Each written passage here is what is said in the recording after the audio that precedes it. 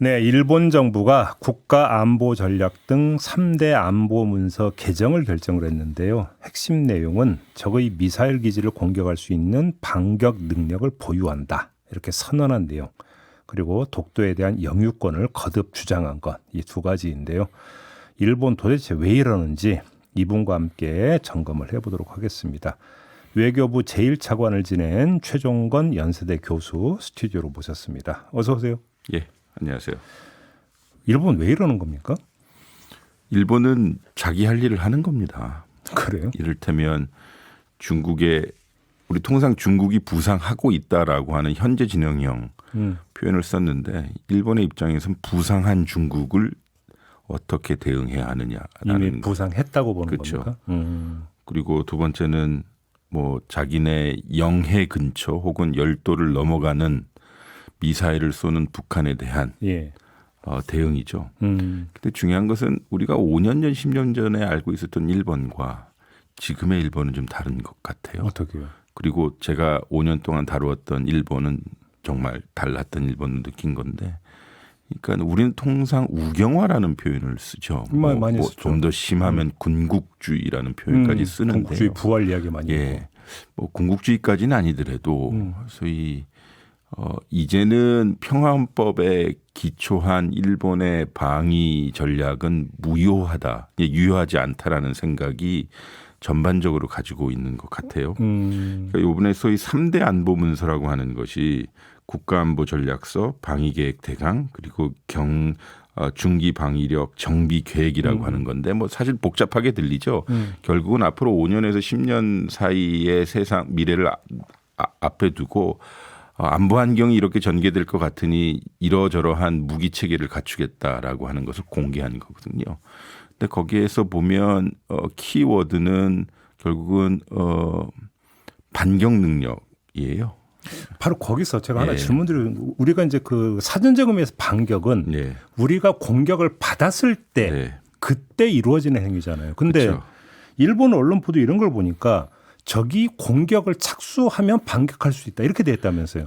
그러니까 이 말 그대로 우리가 우리의 언어 체계에서 해석을 하면 반격은 이미 공격 당한 후에 가격하는 우리는 통상 그렇게 그런 건데 중요한 것은 이 반격을 선제적으로 방지하겠다는 능력. 그러니까 선제 반격이 됩니까? 그렇죠. 이게 성립이 되는 결국은 얘기입니까? 좀 더 편안한 언어로 고치자면 선제 공격 가능성이 있다라는 거죠. 바로 그거잖아요. 예.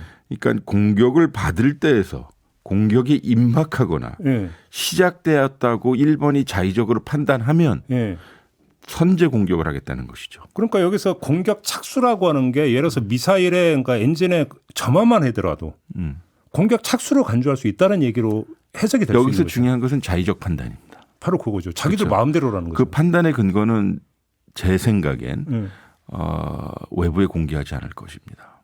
우리 마음대로 이렇게 되는 겁니까?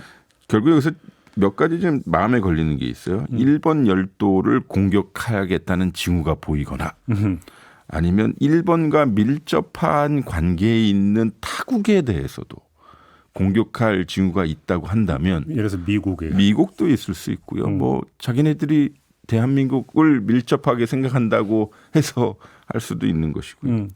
또 하나는 이게 소위 의도를 지금까지 얘기한 거거든요. 그러니까 선제 공격할 수 있어? 우리가 판단하면 이거지만 의도를 실현시킬 능력을 늘리겠다는 거예요. 전통적으로 일본의 방위비는 자기 GDP 1% 선을 왔다 갔다 했어요. 많으면 1.001%, 02%였고 0.98%였는데 그게 우리 돈으로 따지면 약 50조 원 정도 돼요. 54조 원. 우리 정부, 그러니까 우리 대한민국이 이제 52조 정도 돼요. 국방비가. 거의 비슷비슷하네요. 예, 이제 어떤 해는 문재인 정부 시기 말기에는 우리가 국방비는 더 일본보다 쓰는 경우가 있는데 이걸 향후 5년에서 10년 정도를 볼 그 기간에 GDP 대비 2%, 지금 기준으로 하면 100조 원이 넘는 두 배로 올리겠다는 얘기. 그렇죠. 그리고 그 5년 기간 정도 동안에 약 46조 원을 들여서 미사일을 많이 배치하거나 개발하겠다는 것이니까요. 그러니까 일본 내에서도 저희들과 비슷한 생각을 가지는 사람들의 이야기는 이거 평화헌법 구조 위반이다라고 해요. 그러니까 평화헌법은 2차 세계대전 이후에 일본이 패망하고 나서 일본의 정치 체계를 규정하는 헌법 체계죠. 거기다 평화라고 타이틀을 붙인 이유는 구조에 일본의 소위 전쟁 교전권을 박탈했기 때문이에요. 그렇죠. 전쟁을 할 의도도 없고 능력도 없고 해서 전수방위 체계, 자신들이 공격을 당할 때만 반격하겠다라는 것인데 이번에는 그것이 좀 너무 자기네 자의적으로 해석한 것이 아니냐라는 바로 거기서 하나만 거죠. 더 질문. 전수방위 있잖아요. 네. 전수방위라고 하는 것들을 어떻게 이해할 것이냐의 문제인데 네. 적이 우리를 공격해서 우리의 영공, 우리의 영토를 만약에 침범을 했다면 퇴치한다라는 개념이라면 알겠는데 그거는 뭐 모든 국가 가지고 있는 권리죠. 그건 당연히 해야 네, 되는 네. 건데 근데 문제는 그걸 넘어서 적의 영토를 공격한다면 그게 전수방위 개념에 부합이 되는 겁니까? 제가 생각하기에는 이거는 억지 춘향 같죠. 그러니까 이를테면 너무 자기가 자의적으로 해석을 한 거죠. 그러니까. 전수방위의 개념을 남의 영토까지 갖다 놓은 거죠. 네. 뭐 용산 대통령실의 발표도 그렇지만 뭐 이해하는 분들도 있더라고요. 그거를 예. 어떻게 이해를 해요? 아니 뭐 일본 열도에 윤석열 대통령이 11월 말인가 12월 초에 그 로이터와의 인터뷰에서도 나와 있듯이요. 그것이 저는 이 정부를 가로지르는 일종의 정서라고 생각하는데 그리고 그 이상의 발언이 나올 수도 있다고 생각하는데 일본 열도에 북한의 미사일이 넘어가고 하는데 그거 어쩔 수 없지 않겠느냐라고 하는. 어쩔 수 없지 않느냐. 예. 뭐 아니, 그냥 방치할 수 없지 않겠느냐가 윤석열 대통령의 정확한 근데 워딩으로 어쩔 수 없지 기억합니다. 않은 게 아니라 대한민국 헌법에 따르면 북한도 우리의 그 영토 아닙니까? 여기서 중요한 게 왜 저는 개인적으로요. 이거는 뭐 전직 차관 이거 다 떠나서요. 그냥 학자로서 보면 이게 되게 모순된 상황이죠. 동해 사건, 소위 동해 흉악범 어민들 우리가 우리 정부 기간에 예, 탈북 북한에 예. 압송을 시켰죠. 그때는 아니 북한도 우리 영토고. 그렇죠. 그리고 그러니까 우리 국민이라고. 우리 지역으로 넘어왔으면 우리 국민인데 그걸 왜 다시 보냈느냐? 우리 국민을 포기한 거 아니냐라는 비판. 그리고 서해 우리 그 공무원 피납 사건에도 우리 국민을 생명을 포기했다라고 하는 거잖아요. 이분들의 대부분의 주장이 소위 그 헌법 근본론자입니다. 헌법상 우리가 그렇죠. 한반도가 모든 부속 도서까지 우리 영토라고 해서 이걸 왜 지키지 않느냐 이건데요. 그 맥락과 해석을 그대로 이 영역에 갖다 놓으면 우리의 영토라고 할 수 있는 한반도에 우리 정부, 소위 대한민국 정부와 사전 협의나 승낙 없이 그러니까. 일본의 자의적 안보 판단에 의해서 선제적으로 공격할 가능성을 열어둔다면 이거는요 외교부에서 정부의 입장을 발표할 사안이 아니라 대통령실에서 안보실장이 됐든 대통령실 고위 인사가 대한민국을 대표해서 불편한 감정을 내어야 할 사안입니다. 왜냐하면요.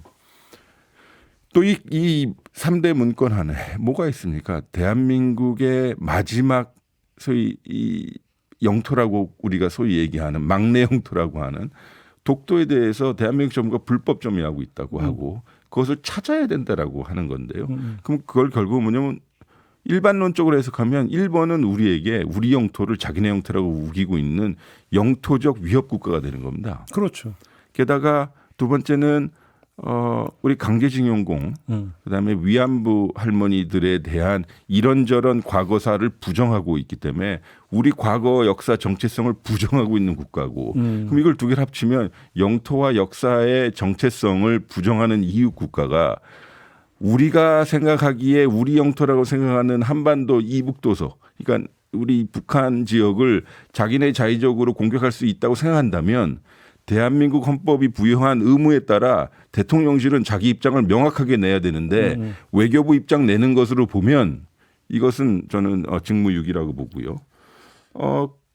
결국은 우리가 이 정부 들어서서 보는 새로운 언어라는 것이 한미일 협력입니다. 그렇죠. 바로 거기서 예. 하나만 여쭤볼게요. 예. 그러니까 지금 교수님이 뽑은 핵심 키워드는 지금 자의적이라는 거잖아요. 일본이 자의적으로 판단해서 자의적으로 행동할 가능성을 우려하시는 거잖아요. 네. 근데 이렇게 이야기하는 사람이 있더라고요. 아니 대한민국의 동맹국인 미국이 그러니까 일본이 이렇게 자의적으로 하도록 놔두겠느냐. 미국이 제어하지 않겠느냐. 이렇게 이야기하는 목소리가 있던데 이건 어떻게 보세요? 저는 그 해석이 맞길 바라요 항상. 네. 그들이 보는 미국은 미국일 텐데요. 근데 생각을 해보십시오. 이건 원칙의 문제거든요. 그러니까 결국은 대한민국 국민과 안보에 직접적 영향을 미칠 수 있는 사안에 대해서 이웃 국가가 자의적 해석을 통해서 무기를 사용할 수 있다면 이건 일본 아니야 누구래도요. 그러니까 이웃 국가라고 하는 이 보편적인 국제 정치의 이론 논리에 따르면 우리하고 사전 협의해야 돼요. 그러니까 영국이 이를테면 프랑스, 독일이 우크라이나에 도울 때도 그 주변국과 다 협의하거나 이런 거거든요. 진적 동북아의 안보 그리고 한미일 협력이라는 그 기조 안에서 이야기하고 싶다면 아니 사전적으로라도 한국 정부와 협력하겠다고 하는 거고요. 여기서 중요한 것이 있는데요. 미국 좋고 일본 다 좋고 한미일 협력 좋은데 중요한 것은 한미 동맹이 되었든 한미일 협력이 되었든 대한민국의 국익을 증폭시키는 기제여야 하지. 그렇죠. 대한민국의 대한민국의 국익이 그러한 협력체의 하부 개념으로 들어가서는 안 되는 거거든요. 항상 제가 말씀드리지 않습니까? 이번 정부 들어와서 한미일 협력 그 자체를 반대하는 것은 아니라 거기서 어떤 방향과 어떤 협력의 내용으로 진행시켜야 한다라는 것은 어느 정도 국민에게는 이야기가 되어야 해요. 이 정부의 특성은 이거죠. 개념만 던지고 설명을 안 하는 거죠. 지금 교수님 말씀을 듣다 보니까 퍼뜩 궁금해지는 게 하나가 생겨버렸는데 3대 안보 문서의 반격 능력을 보유한다고 명시하기 전 단계에서 그러면 일본 정부가 한국 정부에 이걸 사전 고지 내지 협의를 했느냐의 문제가 제기가 될 수 있는 거 아니겠습니까? 제가 그러나 이게 이 사안을 계속 팔로우를 한 입장에서 보면 보통 일본의 안보 문화라고 하는 것이 총리실에다가 소위 그 전문가위원회라는 것이 전문가위원회. 예. 그 전문가위원회로 하여금 보고서를 제출하게 해요. 이 보고서 내용이 9월 달부터 계속 언론에 났어요. 그리고 그 내용은 지금 발표된 것과 유사하거나 흡사하죠. 사전 신호는 계속 있었다. 그러니까 저희 같은 사람들도 알 수 있었던 것이니만큼 정부 내에서 외교 라인을 통해서는 이미 공유가 되지 않았을까라는 것이 저의 추측입니다.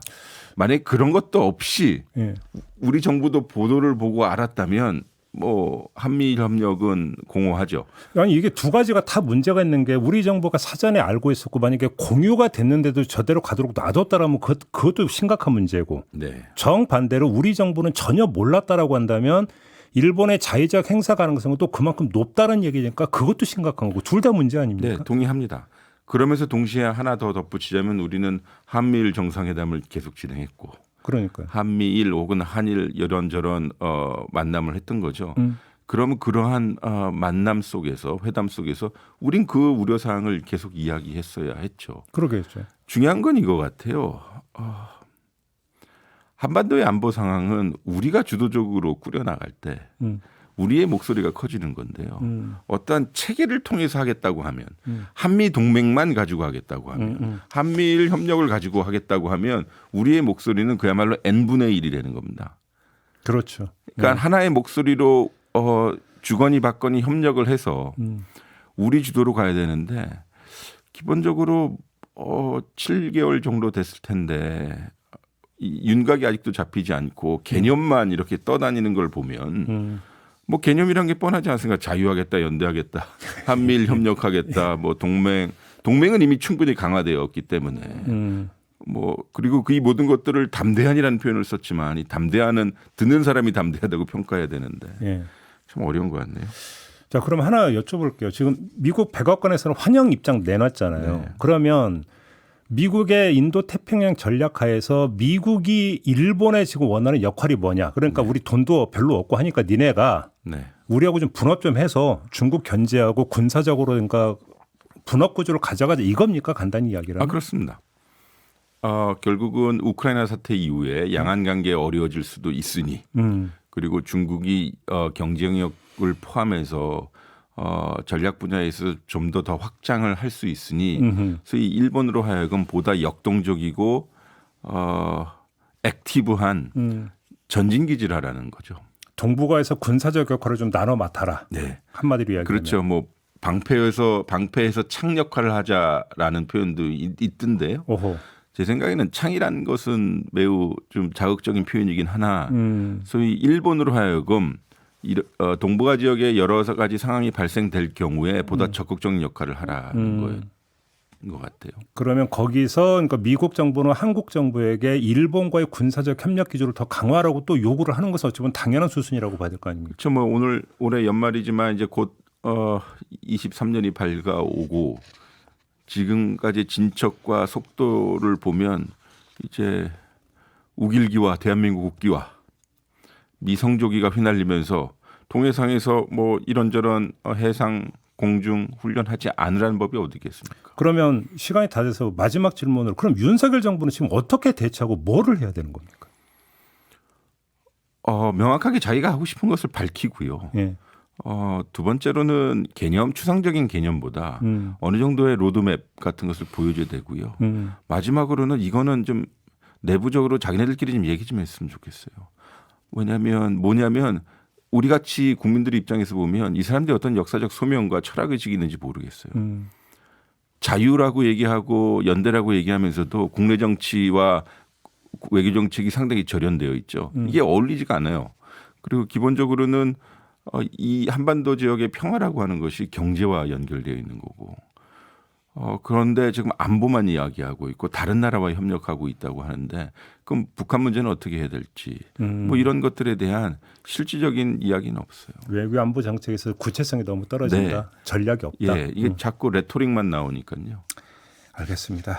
자, 이렇게 마무리해야 될 것 같네요. 고맙습니다. 고맙습니다. 지금까지 최종건 전 외교부 제1차관이었습니다.